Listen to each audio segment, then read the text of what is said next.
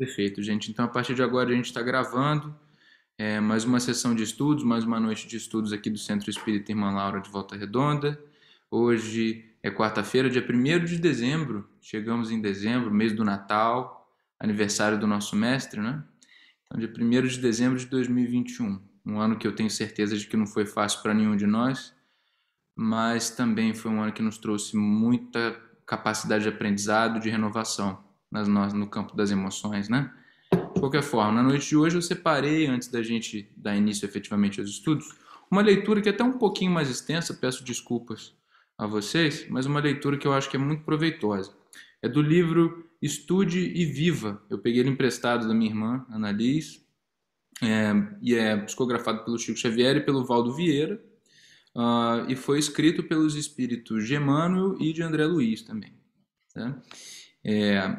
E eu abri aqui o capítulo 3, intitulado Em Todos os Caminhos.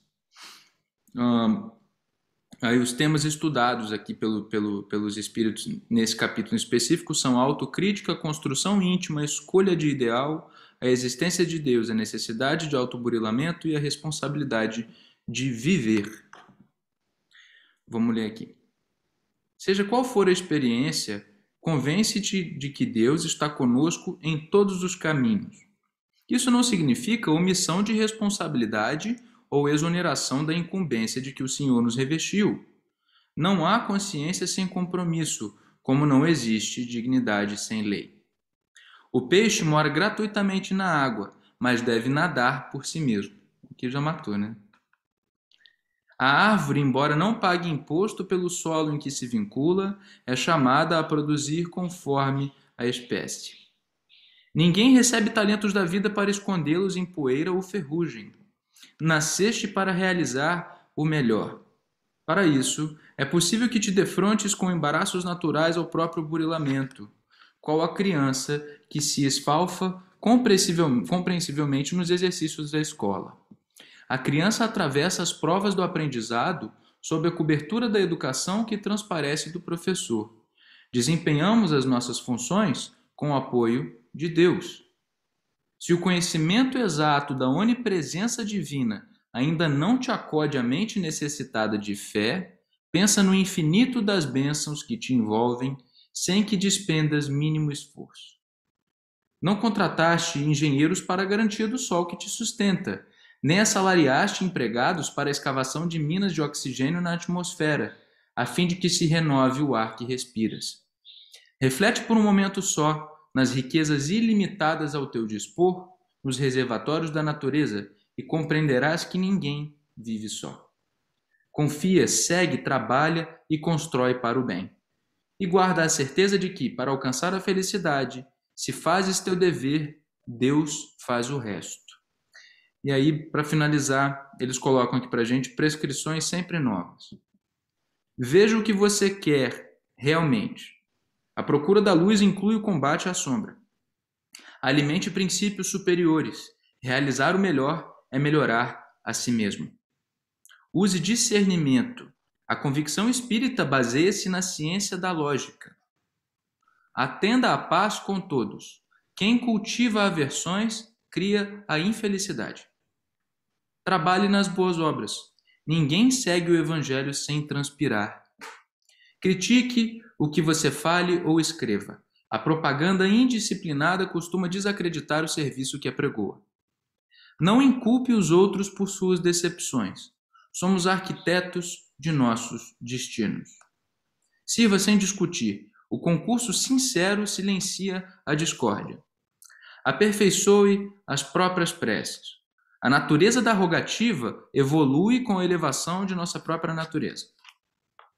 Partilhe as tarefas do bem geral. Com Jesus, o ideal de um coração é o ideal de todos. Bom, graças a Deus, né? Gente, vamos aproveitar essa oportunidade, essa leitura, para agradecer a nossa querida irmã Laura pela oportunidade de estarmos juntos em mais uma noite, agradecer a cada um dos amigos espirituais aqui presentes conosco e, acima de todos, agradecer a Deus, nosso Pai, por essa gigantesca e tão bonita oportunidade. Obrigado, Senhor. Obrigado, Pai eterno, por estar ao nosso lado, independentemente das circunstâncias, nos mostrando o caminho de forma paciente e tão compreensiva, tão amorosa. Que seja uma noite abençoada pela tua presença e que saibamos ouvir a tua voz, a de nosso Mestre e teu Filho querido Jesus Cristo, nos falando ao coração. Que assim seja. Graças a Deus. Assim seja. Bom, gente, então estamos de volta, né, em mais uma noite de estudos, como eu falei antes, e hoje a gente vai começar a estudar o capítulo 12, intitulado Amai os vossos inimigos. Mas antes da gente entrar efetivamente nesse capítulo 12, vamos fazer uma breve recapitulação do que a gente vinha discutindo, né? Eu vou ter que ir mudando de tela aqui para poder pegar o meu roteiro, tá? Mas então, na semana passada, a gente finalizou o capítulo 11, onde o João, nosso amigo e irmão, João Itaboraí, tratou conosco do mandamento maior, não é? Falou da importância da gente amar o próximo como a nós mesmos, e também a gente conversou de como que isso vai influenciar na conquista da nossa felicidade, daí que vem justamente essa importância, né? Além disso, o João tratou também de uma questão que eu sempre falo, né? Quem estuda comigo sabe que eu sempre falo isso, que é sobre dar a César o que é de César, não é?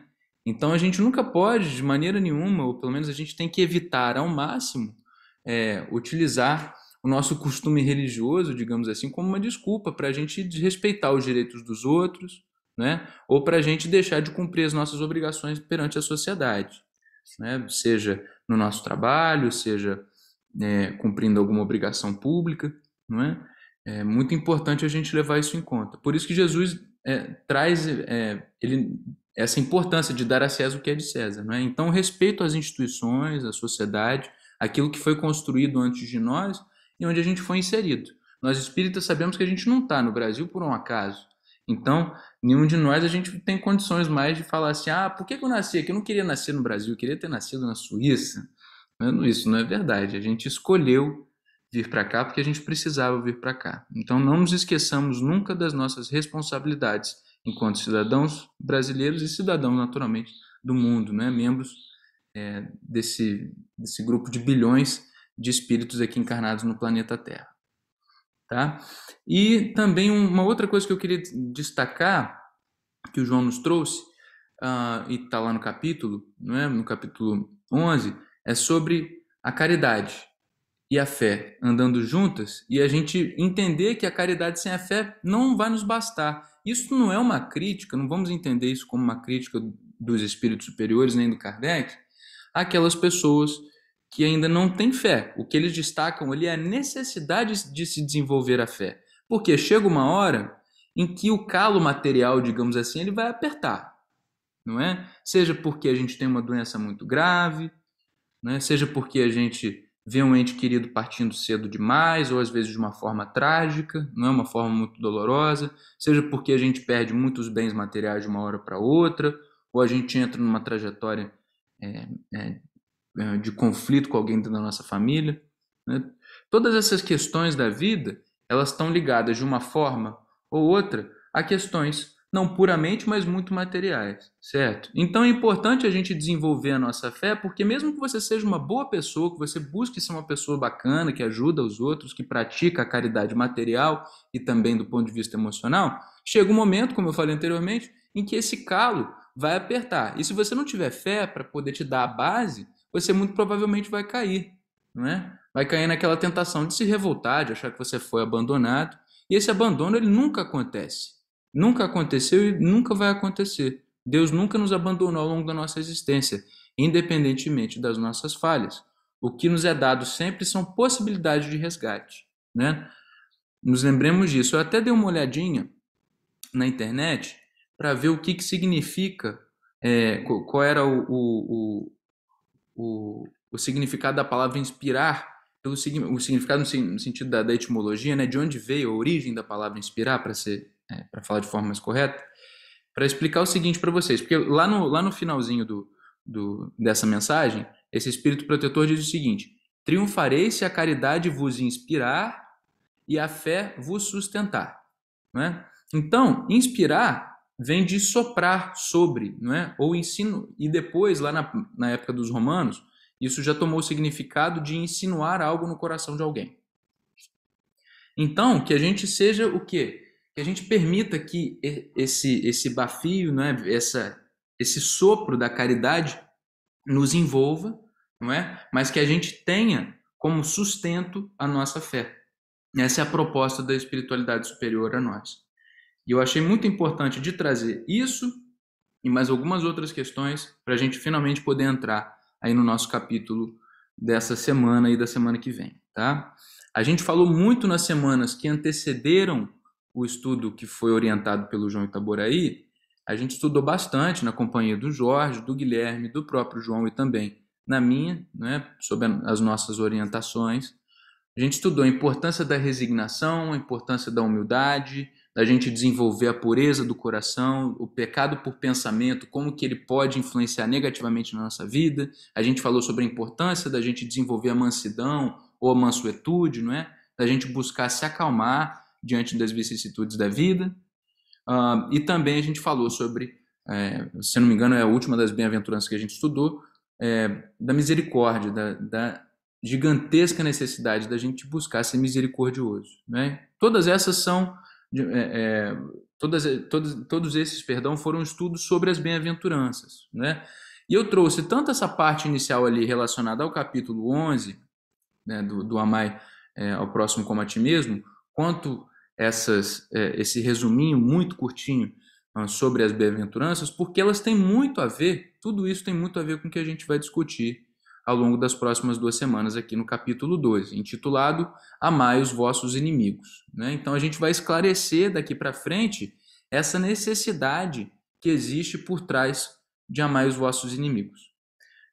Para pessoas desavisadas, talvez isso soe como uma coisa muito idealista, muito utópica, né?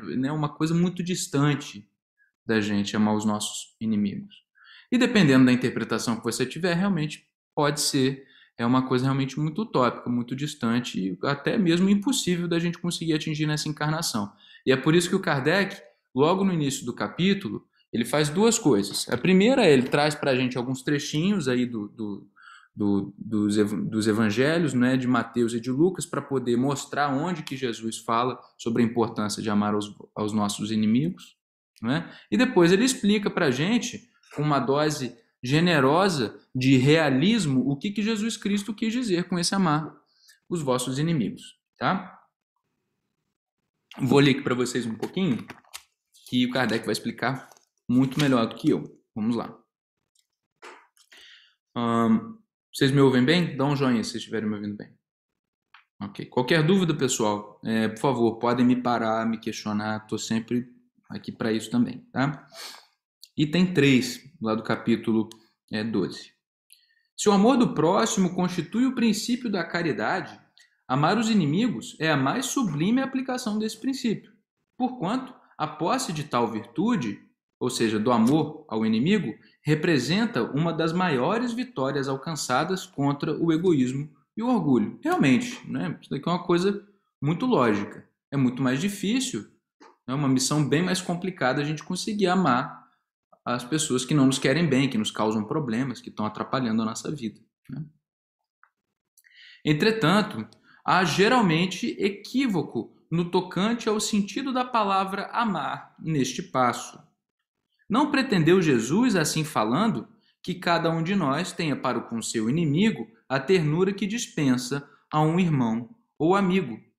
A ternura pressupõe confiança.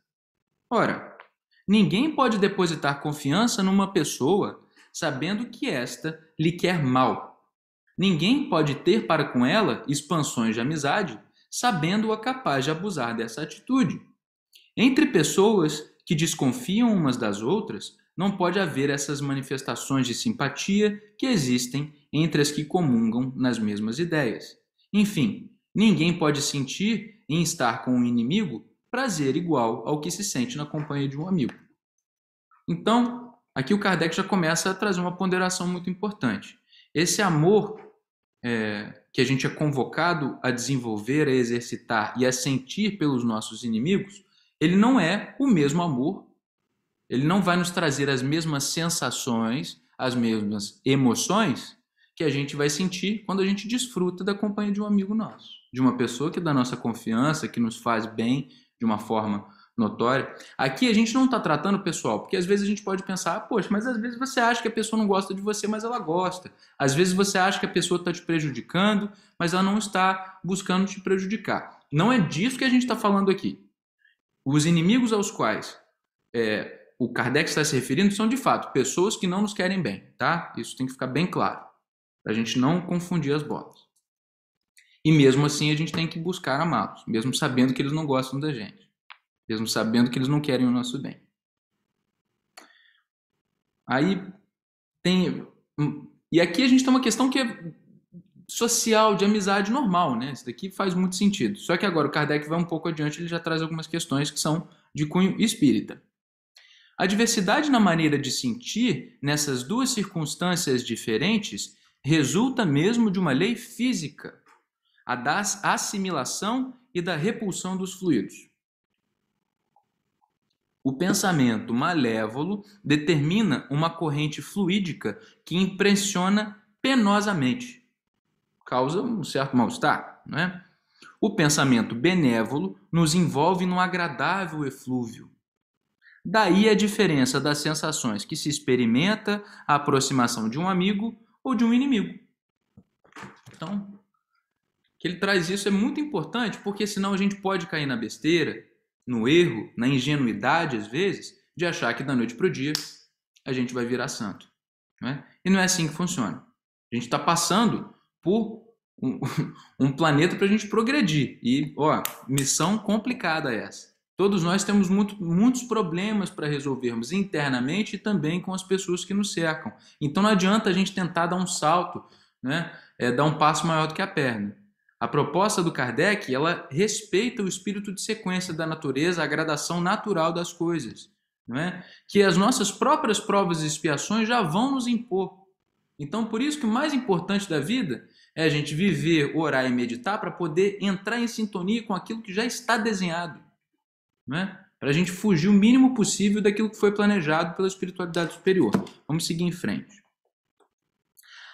Aqui uma explicação mais básica do que Kardec quis dizer. Vamos lá. Amar os inimigos não pode, pois, significar que não se deva estabelecer diferença alguma entre eles e os amigos. Se este preceito parece de difícil prática, impossível mesmo é apenas por entender-se falsamente que ele manda se dê no coração, assim ao amigo, como ao inimigo o mesmo lugar. Uma vez que a pobreza da linguagem humana obriga a que nos sirvamos do mesmo termo para exprimir matizes diversos de um sentimento, à razão cabe estabelecer as diferenças conforme os casos. Lá na introdução de hoje, teve um apelo da espiritualidade superior, eu não sei exatamente quem escreveu aquele texto, tá? Provavelmente foi Emmanuel ou André Luiz, né? Que nos traz a necessidade, pessoal, do discernimento.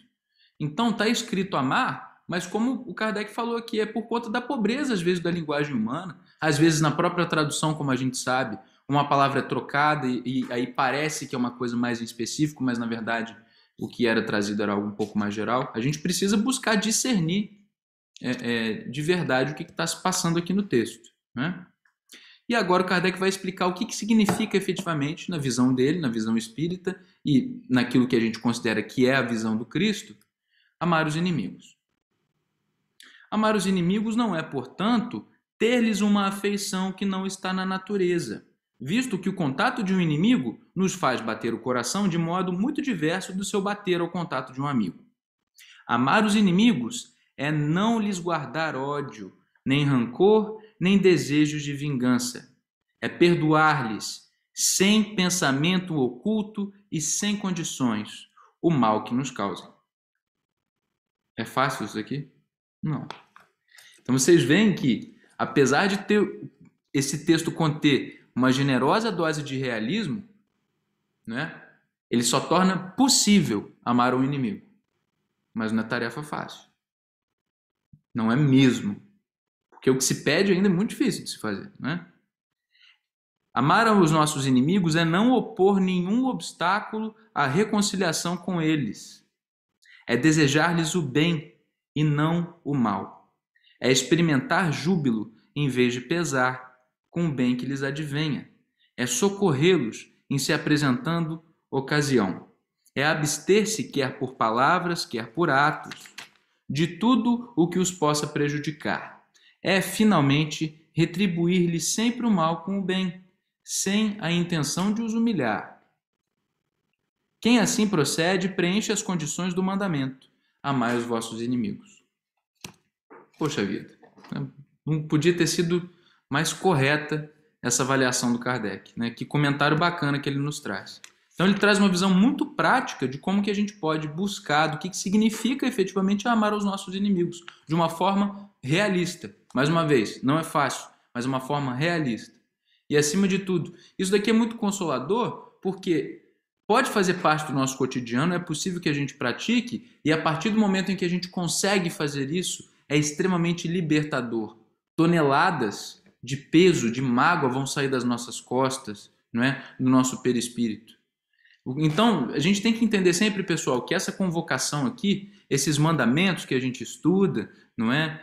As bem-aventuranças, quando se diz que é exigido para que a gente consiga entrar no reino dos céus, não é porque Deus é um cara orgulhoso que está lá em cima falando, você só vai entrar aqui se você fizer o que eu estou mandando. Não tem nada disso, né? A gente está estudando isso aqui porque é uma forma de libertação da nossa própria consciência, de amarras que nós mesmos fomos criando ao longo de séculos e séculos aí de complicação, não é?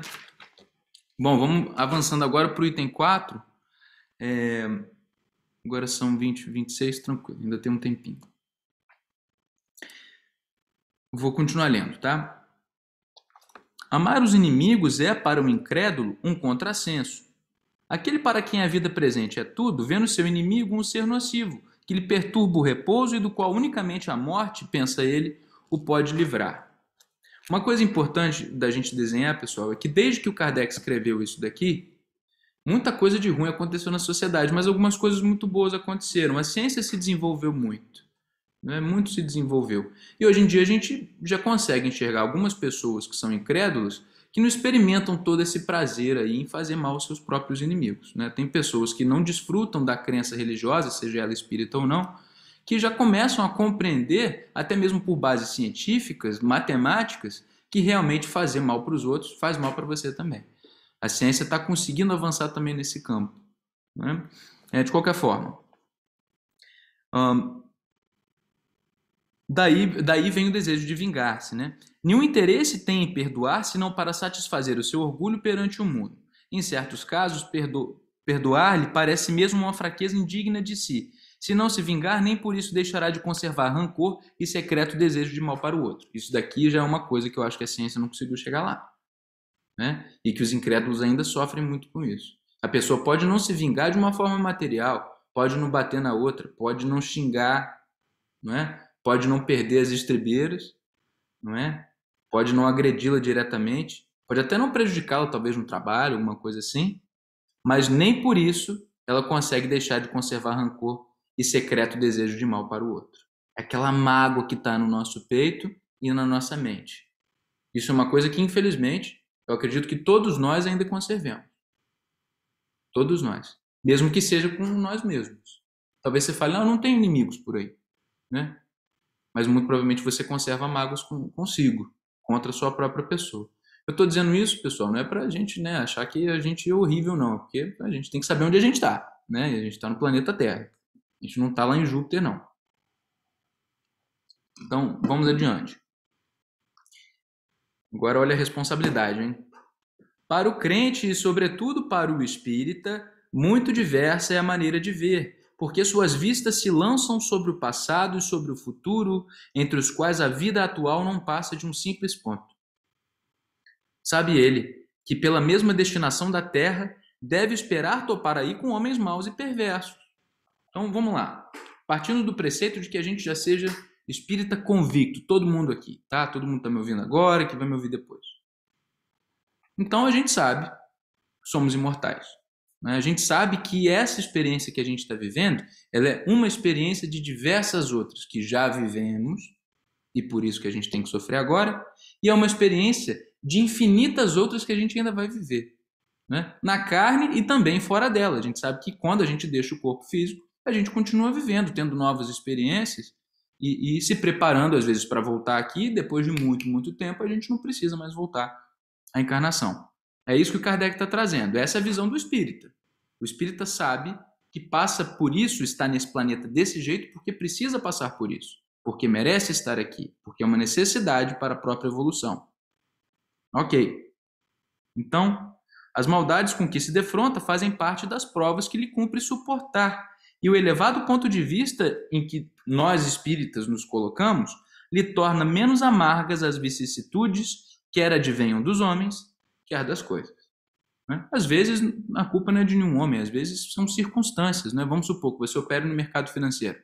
Talvez de hoje para amanhã você tem ações de diversas empresas do mesmo setor e aquele setor sofre muito, você pode perder muito dinheiro da noite para o dia.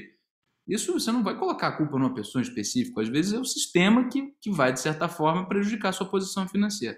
Mas a visão do espírita a respeito dessas perdas causadas por pessoas ou por instituições ou por algum movimento qualquer que seja no mundo, né, a visão do espírita é diferenciada, ela já é consoladora. Mas agora, o que nos diz aqui o Kardec? Se não se queixa dessas provas, tampouco deve queixar-se dos que lhe servem de instrumento. Não é? O que é o inimigo na nossa vida? Ele é a pessoa que está servindo de instrumento à justiça divina para que a gente passe pelo nosso processo de purificação. É isso. Eu sei que é uma visão que pode parecer simples demais, talvez excessivamente pragmática, mas eu acho que é muito saudável a gente olhar dessa forma e refletir a respeito disso, porque essa é a verdade. E é daqui que a gente consegue ver o quanto que a gente é bobo de ficar com mágoa dos outros. Não é? Como que a gente é bobo de ficar guardando o rancor das pessoas. São espíritos imortais, todos nós, sem exceção, somos espíritos imortais. Não é? E se uma pessoa te prejudicou, Deus só permitiu porque potencialmente você poderia resgatar alguma coisa de bom daquilo. Ou você poderia deixar para trás alguma expiação que você precisava passar por ela, ou você poderia aprender alguma coisa de importante ou passar por uma prova importante na sua vida. É para isso que serve a presença dos inimigos, não é? Então, esse ponto aqui para mim bom, insuperável dentro desse capítulo, né? É tão simples que parece até mentira. Bom, se em vez de se queixar agradece a Deus o experimentá-lo, deve também agradecer a mão que lhe dá ensejo de demonstrar a sua paciência e a sua resignação. Olha que importância da resignação, a gente falando, né, há muitas semanas, né, desde Bem-aventurados os aflitos, a gente vem falando da importância da resignação. Esta ideia o dispõe naturalmente ao perdão.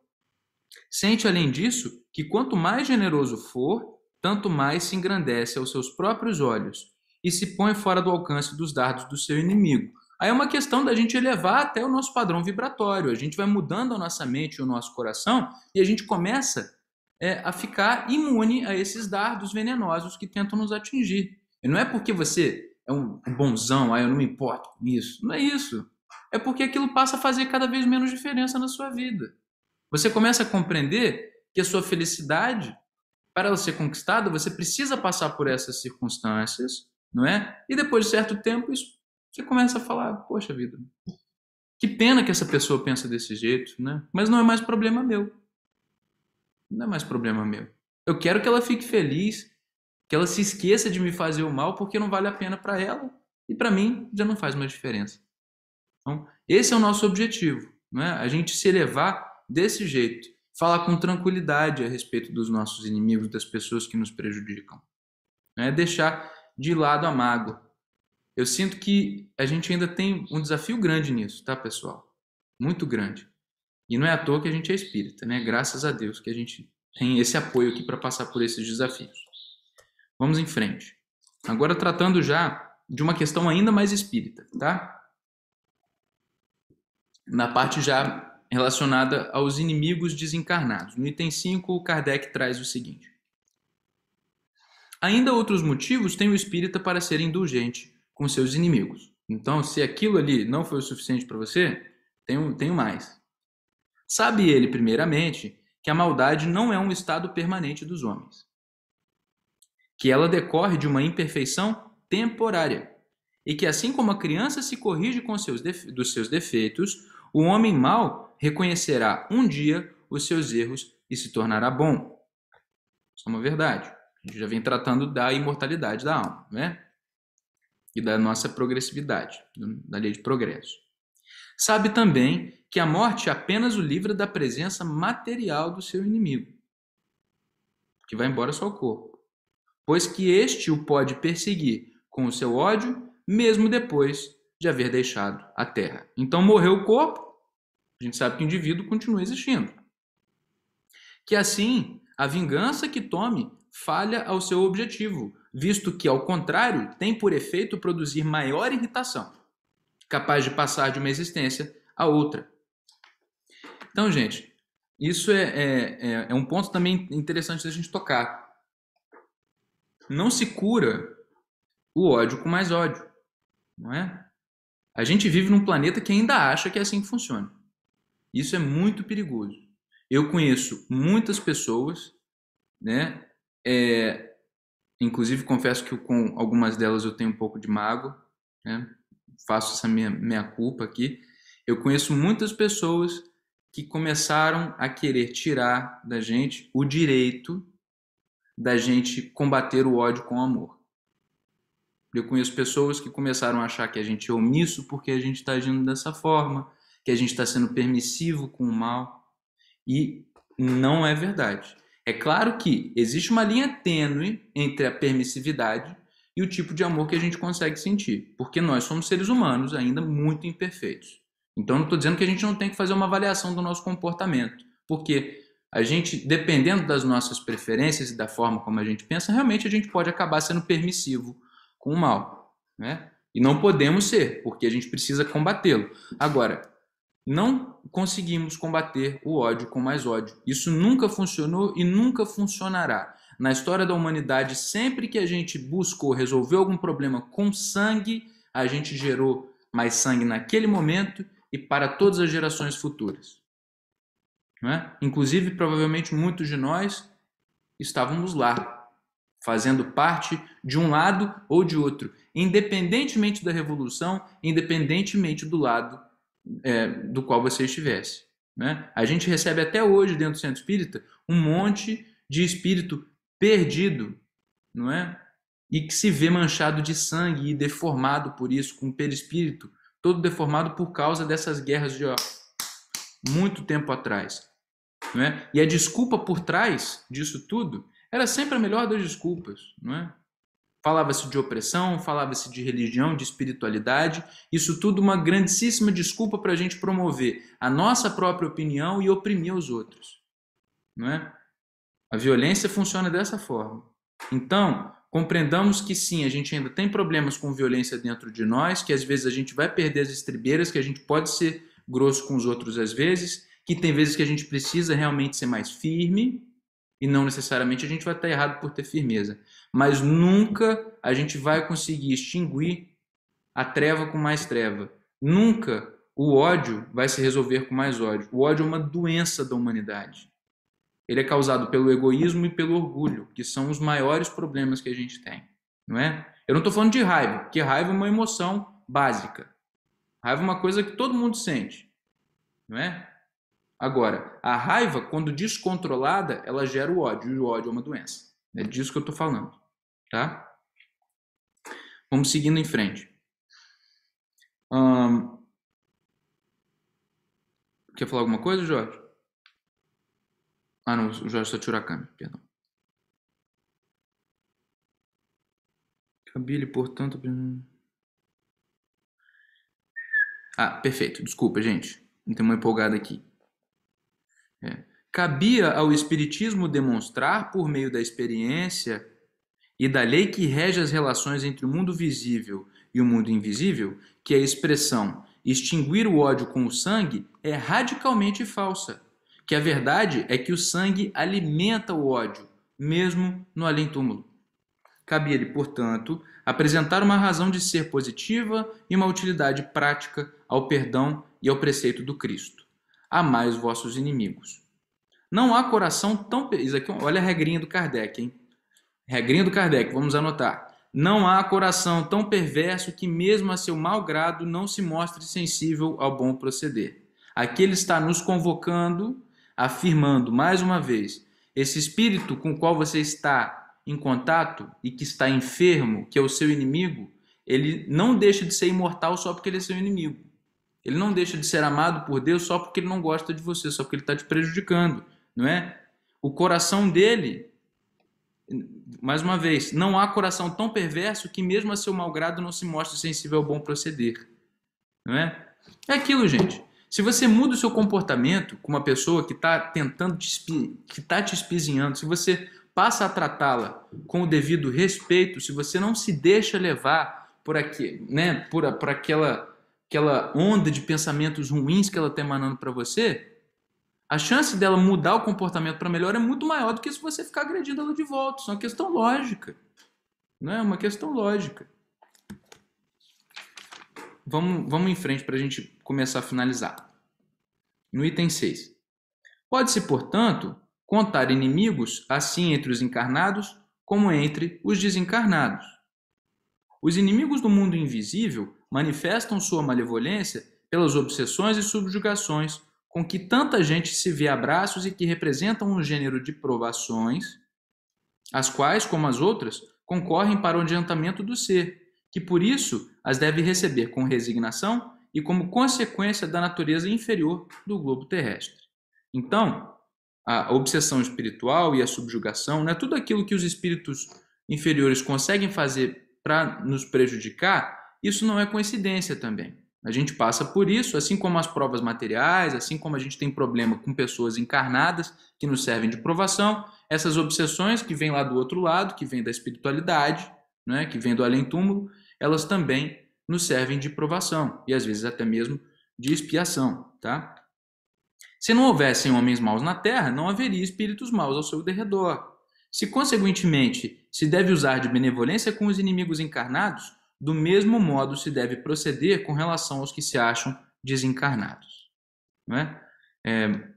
Às quintas-feiras a gente estuda, a gente faz estudo sobre a mediunidade com base, geralmente, no livro dos médiuns, não é? Que é um outro livro do Kardec, para quem ainda não teve oportunidade de estudar, e ali a gente sempre fala da necessidade da nossa benevolência, da compaixão, do máximo de carinho possível com os nossos irmãos desencarnados que chegam ao centro precisando de auxílio. Muitos deles são muito maldosos, né? Estão, inclusive, muito bravos com a gente, né? Às vezes com o próprio médium. Eu sou testemunha disso. Às vezes estão bravos com a gente mesmo. Mas eles estão ali porque eles precisam de ajuda. A gente nunca pode se esquecer disso. Nos lembremos sempre. Então, aqui, para a gente começar a finalizar. Outrora sacrificavam-se vítimas sangrentas para aplacar os deuses infernais, que não eram senão os maus espíritos. Aos deuses infernais sucederam os demônios, que são a mesma coisa. O Espiritismo demonstra que esses demônios mais não são do que as almas dos homens perversos, que ainda se não despojaram dos instintos materiais, que ninguém logra aplacá-los senão mediante o sacrifício. Qual sacrifício? Senão mediante o sacrifício do ódio existente. Isto é, pela caridade, que esta não tem por efeito unicamente impedi-los de praticar o mal, e sim também o de os reconduzir ao caminho do bem e de contribuir para a salvação deles. É assim que o mandamento, amai os vossos inimigos, não se circunscreve ao âmbito acanhado da terra e da vida presente. Antes, faz parte da grande lei da solidariedade e da fraternidade universais. Não é? Então, fico até emocionado lendo isso, porque veio para mudar minha vida de uma forma que vocês não fazem ideia. Estudar um capítulo como esse daqui é consolador demais, gente. Então, obrigado pela oportunidade. Vamos buscar, né, dentro das nossas limitações, fazer a nossa parte muito bem feita. Eu vou abrir para vocês poderem fazer os comentários. Eu tinha até uma parte da instrução dos espíritos que eu ia ler, mas eu vou deixar para para a semana que vem. Tá? Muito obrigado e vamos bater papo.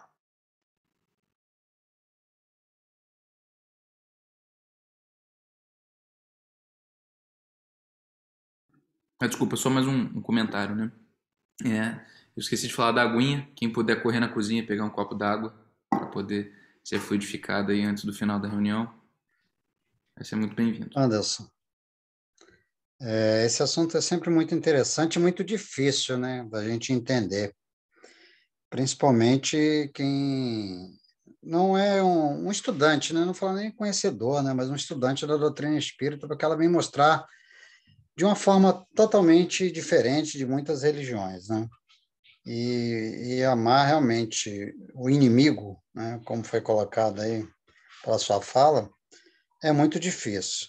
Mas, como também você disse, esse amar, Kardec nos fala, né? Que é não sentir o ódio pela pessoa, né? Não revidar. Já só se você não sentir o ódio, você já está fora de sintonia. Porque, na verdade, quando a gente odeia uma pessoa, a gente acaba vivendo mentalmente com essa pessoa no café da manhã, no almoço, na janta e durante o sono, porque a gente não deixa de pensar nela. E às vezes a pessoa nem está sintonizada com a gente, porque ela está em outra vibe, né? Aí a gente acaba sofrendo e achando que, né, que essa pessoa é o nosso inimigo e sofre, sofre. Então, é muito coerente e plausível de que a gente deixe de odiar porque a gente vai se sentir muito melhor. E depois, quem sabe, consegue fazer uma prece para essa pessoa, né? Muito bacana esse estudo de hoje.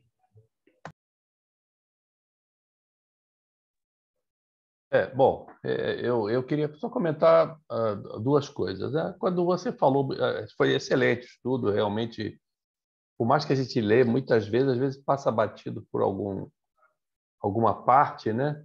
Então, hoje você tocou alguns pontos que, apesar de eu já ter lido, não tinha me chamado tanta atenção, não é? E eu estou me referindo àquela parte do significado do amar mesmo, né? Que você não vai amar da mesma maneira que você ama um amigo. Isso é aceitável perfeitamente. Mas você citou uma coisa importante com relação a essa questão de não retribuir no olho por olho, dente por dente, aliás, por isso que Jesus mudou essa lei de Moisés, né? Você veja na Palestina o que acontece, não é? Hoje, entre judeus e os árabes, os israelitas e os árabes, o que acontece? Isso aí provavelmente não tem solução, porque haverá sempre alguém na família que já foi atingido, morto ou ferido pelo do outro lado. Então, isso vai se arrastando por gerações e gerações e gerações. Eu não conhecia, eu não sou daqui de Volta Redonda, mas me parece, pelo menos contaram, que acontecia também com uma família aqui perto, não sei se de Vassouras, acho que era de Vassouras, que tinha uma tradição também de que duas famílias, umas se matavam, uns se matavam nos outros, por muitas e muitas gerações. Então, esse ódio encadeado retornando ao inimigo, né?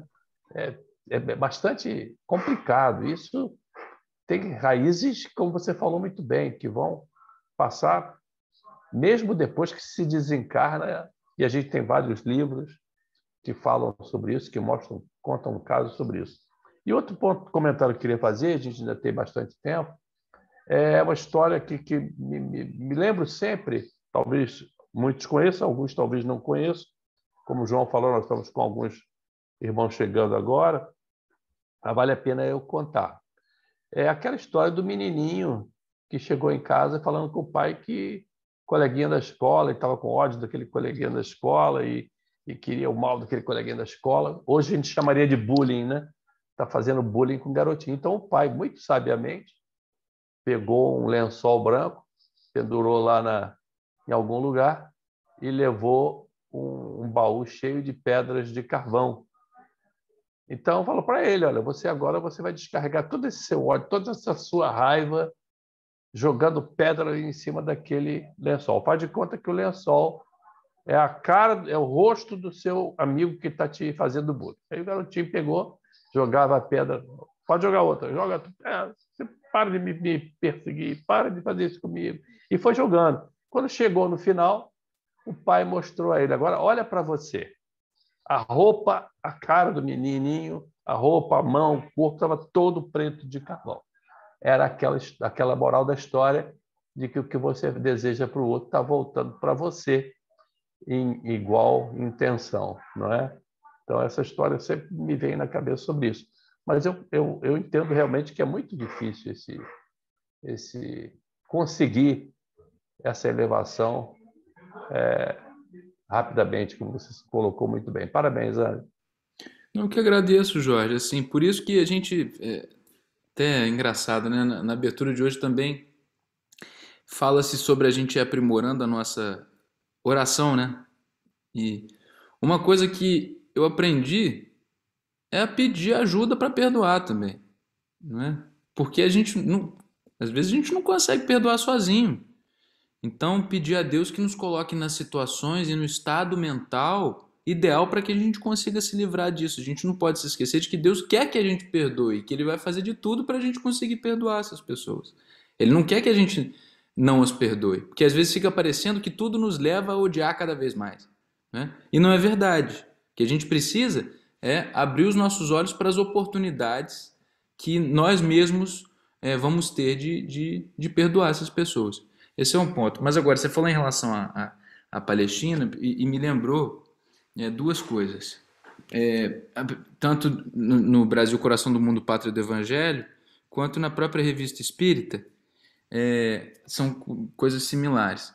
Quando um espírita da França veio até a América do Sul, na época de Kardec, se eu não me engano, ele foi à Venezuela ou à Colômbia, e aí em contato ali com os nativos, que eram vistos como um povo muito ignorante, né, e tudo mais, e de fato muitos deles ainda eram muito primitivos, mas ele conversando com eles e explicando a respeito da reencarnação, um dos nativos falou para ele, falou assim: poxa vida, então quer dizer que eu não posso matar o homem europeu, o homem branco que chega aqui, não é? Porque talvez de hoje para amanhã eu poderia ser filho dele, né? A gente poderia ser parente de uma vida passada, né?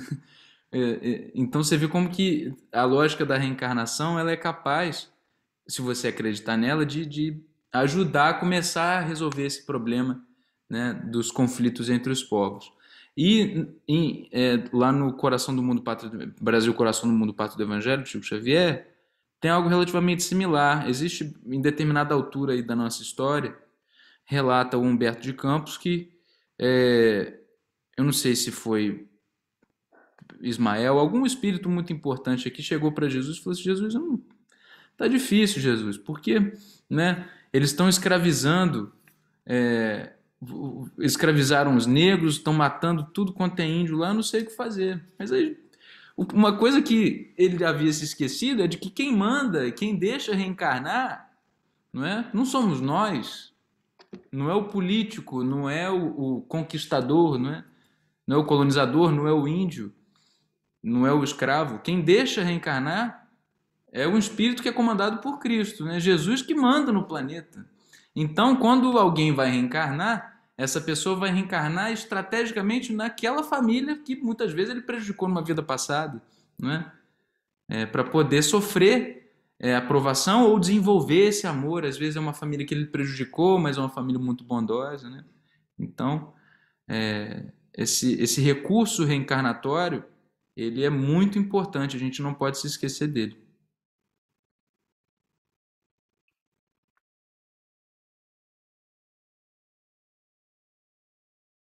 Só para acrescentar, enquanto o pessoal se aquece, né, para comentar, que a gente ainda tem aí 7 minutos, é muito marcante também, eu recomendo para quem não conhece, o capítulo de André Luiz, que fala sobre o Sigismundo, né? A reencarnação do Sigismundo naquela família é pesado aquilo, porque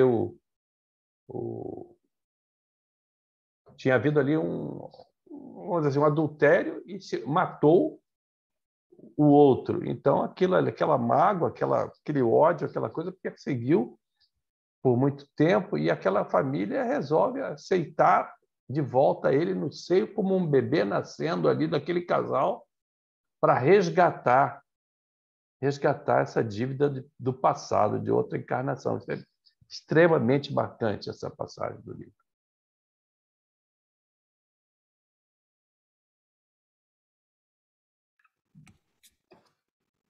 André Luiz sempre traz muita coisa boa, né, Jorge? É bom demais. E aí, gente, vamos falar alguma coisa aí. Tem mais 5 minutos. Berta, Marcelinho, está chegando aí, Sheila, Washington.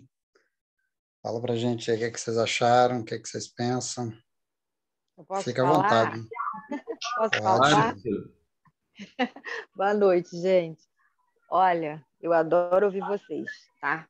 Porque isso que vocês disseram parece que na minha vida cai que nem luva. A respeito da reencarnação, né? Eu acho que isso tem tudo a ver, pelo menos na minha vida, porque eu já fui assaltada aqui na minha casa, né? E vocês sabem que eu fui assaltada num sábado, minha família, num domingo eu fiz evangelho no lar e pedi para os assaltantes, não com raiva, não com ódio deles, mas que eles se encontrassem no que eles, né? Se encontrassem na vida, né? E quando eu comentei com o pessoal da minha família, você é doida. Desde quando você pode pedir? Eu quero que eles, né, pagam pelo que eles fizeram e tal, mas eu não vi dessa forma. Eu não sei, acho que isso é processo de reencarnação mesmo. Você, acho que vem dentro da gente esse sentimento, que cada um, né, cada um tem seu sentimento. Eu não mostrei momento de raiva deles, ódio, entendeu? São inimigos, né? Porque na realidade o que eles fizeram, eu não conheço, né? Mas eu digo assim, eu acho que isso tem tudo a ver, né? Eu acho que isso está dentro de cada um, assim, de como você foi criado, de como você vê as coisas. É difícil, tá? É muito difícil. A gente não combina com ninguém. Mas, assim, eu acho que então que eu não estou tão ruim assim, né? Eu tô buscando. Tudo bem que eles não fizeram nada demais com a gente, mas eu acho que isso, quando a gente estuda e vê né, o que Kardec passa, o que vocês passam, o que a gente estuda mesmo, a gente vê que eu acho que eu estou, então, num caminho bom. É difícil, tá? Porque todo mundo fala que eu sou boba, que não é assim, Deus me livre, ser doida, mas não é, eu acho que isso está dentro de mim, de tentar passar por cima disso tudo.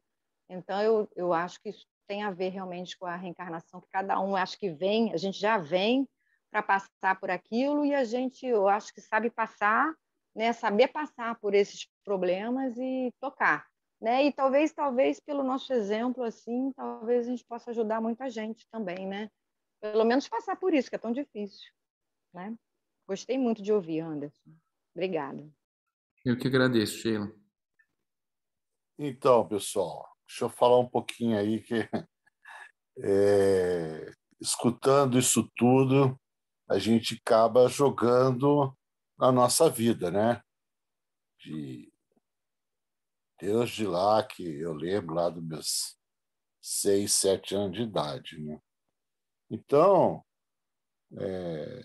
passei por uma infância boa, a infância numa família unida, cheia de problema, mas unida, né?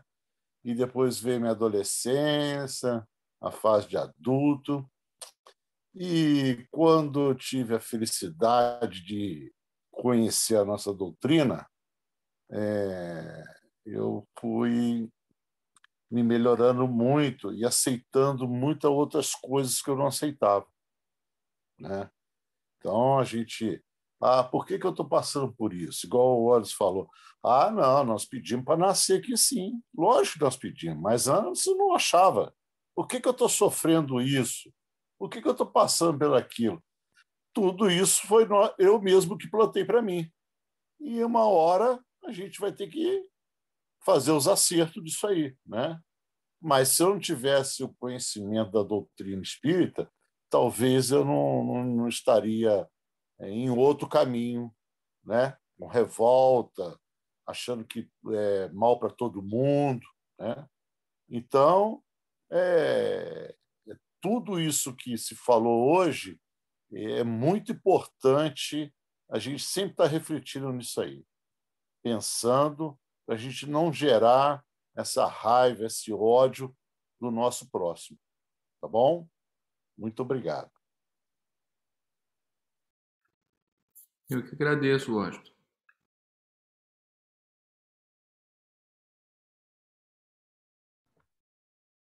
Marcelinho, quer falar alguma coisa aí, Roberta? Uma parte que eu achei legal que o Anderson falou é que a gente tem que começar a ver nossos inimigos como instrumentos utilizados pela vontade divina. Talvez isso seja uma forma de facilitar esse amar o inimigo. A gente vê a pessoa como um instrumento. Talvez isso facilite. Eu acho que é um caminho aí que a gente pode, né, tentar viabilizar, ser mais fácil e tentar melhorar um pouco mais. É difícil, eu acho que eu nunca consegui, né? Mas talvez agora, olhando como instrumento, talvez seja mais fácil para mim. Eu acho que valeu aí a dica e eu acho que talvez seja uma luz aí para a gente poder seguir, né? Achei válido, adorei, para mim foi muito bom. Obrigadão aí. Por nada, poxa vida, a gente que te agradece. E se você não se sentir acanhado, eu ia te pedir para você fazer a oração final para a gente poder finalizar com chave de ouro. Claro, faço sim. Perdão, eu sei que o Marcelo queira dizer alguma coisa, né? Não sei, perdão, Marcelo, você quer falar alguma coisa antes da Roberta fazer a oração para a gente?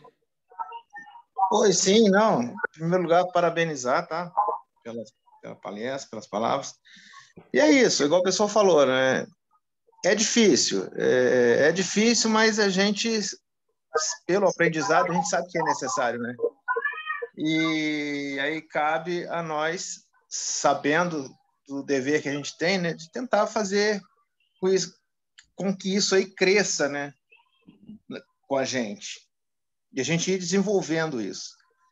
Sei lá, talvez em casos mais extremos, né, igual a amiga relatou um caso de um assalto, graças a Deus não teve violência, mas um caso, talvez a gente não chegue num patamar desse, mas pelo menos a gente refletindo, a gente vai ver que um monte de outros casos, que às vezes a gente tem raiva das pessoas de bobeira, e uma série de...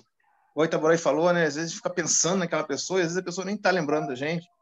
Com isso aí a gente já elimina aí diversos problemas, né, para a nossa vida. A gente pode evoluir bastante nisso aí.